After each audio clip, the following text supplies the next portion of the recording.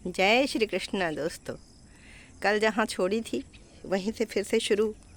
तो कल हम बता रहे थे जैसे कि बाबा लोगों के थोड़ा सा चरित्र चित्रण थोड़ा सा एकदम 1% किया है और अभी किया भी नहीं है। तो किसी का फ़ोन आता है कि मैडम क्यों मत बोलो, ऐसा रहने दो, इनके कर्मों में अपने कर्म मत फंसाओ।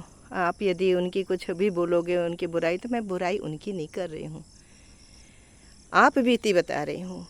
मैं उनको कैसे कह सकती हूँ, वो तो इतने बड़े बड़े गुरु हैं, चारों तरफ इनकी सिक्योरिटी चल रही है, चारों तरफ जाने क्या क्या सुरक्षा चल रही है। क्या सुंदर व्यापार का बाजार लगा हुआ है जिसका नाम है भक्ति बाजार, लूटो बाजार।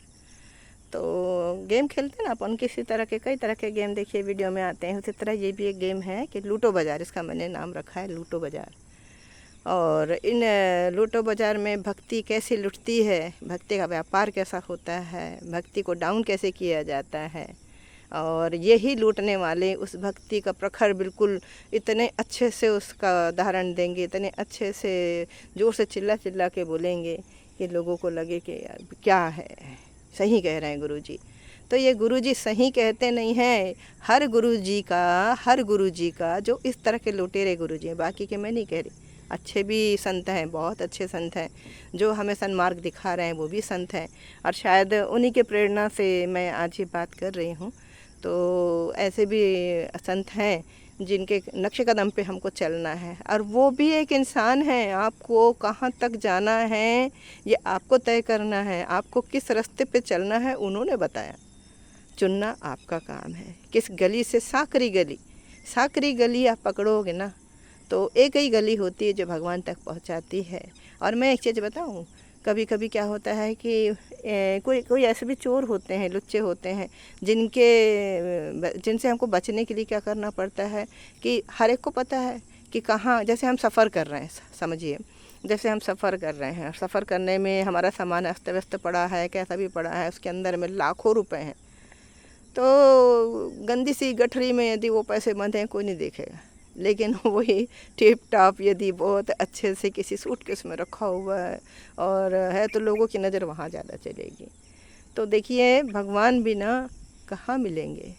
एक सुना है मैंने, 2 लाइन कहती हूँ कि मुझको कहाँ ढूंढे रे बंदे, मैं तो तेरे पास में, मुझको कहाँ ढूंढे रे बंदे। तो हम भक्त जो है ना भगवान से ही तो हैं और भगवान भक्त से है, लेकिन जो कलयुगी जो प्रभाव रहता है ना, इससे हम एक दूसरे को पकड़ नहीं पाते। भगवान ने क्या कहा कि आपकी रूह में झांकिए, मैं आपके दिल में बैठा हूँ, मैं आपके दिल में ही रहता हूँ। और हम हर जगह ढूंढते हैं लेकिन अपने दिल में ही नहीं ढूंढ पाते। तो आपसे तो ऐसी विनती है मेरी, जो भी सुन रहा है उससे ऐसी विनती है मेरी कि आप दिल में खोजिए ना, क्यों जा रहे हैं आप यहाँ वहाँ। ये सांसारिक मोह माया है, सांसारिक दुनिया तो चलती ही रहेगी, कम से कम भगवान को तो सही ढूंढिए आप लोग। क्यों हीरे जैसा जन्म आप गंवा रहे हैं, किस लिए।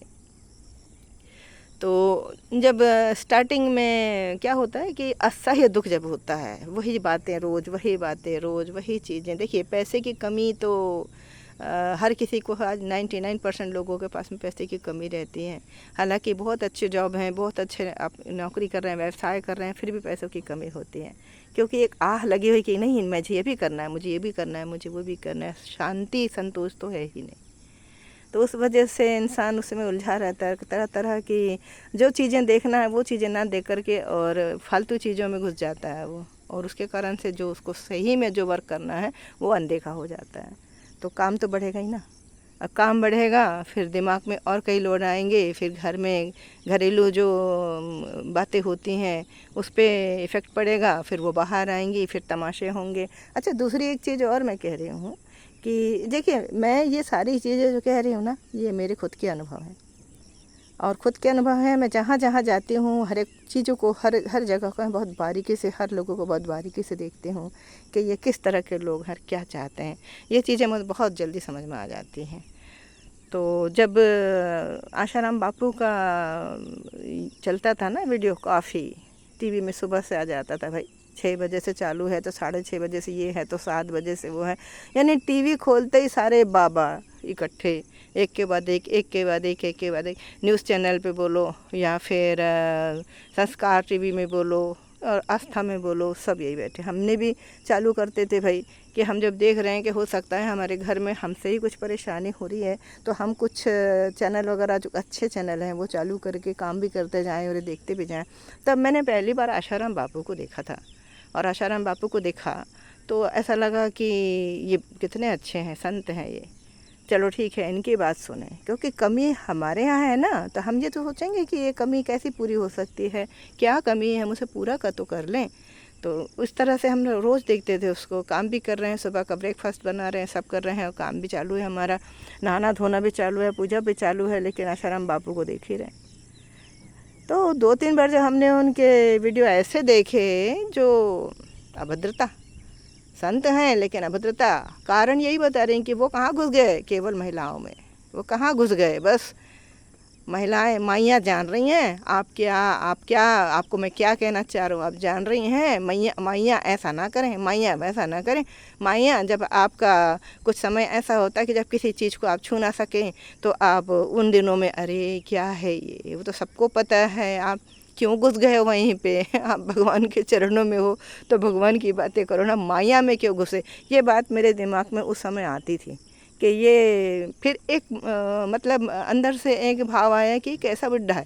इस समय तक तो ऐसा लगता था कि नहीं संत है, नहीं संत है। तो आपके भाव जो हैं स्पेशल, जो आप स्पीच दे रहे हो, किसके लिए दे रहे हो, माइयों के लिए, बहनों के लिए। हाँ, ये तो प्रकृति का नियम है, तो क्यों उछाल रहे हो। और मैं भी ये बात नहीं कहती, लेकिन आज के दिन में तो ऐसा हो गया है कि वीडियो में जहाँ भी आप देख रहे हैं तो अपने जो भी अपन चैनल को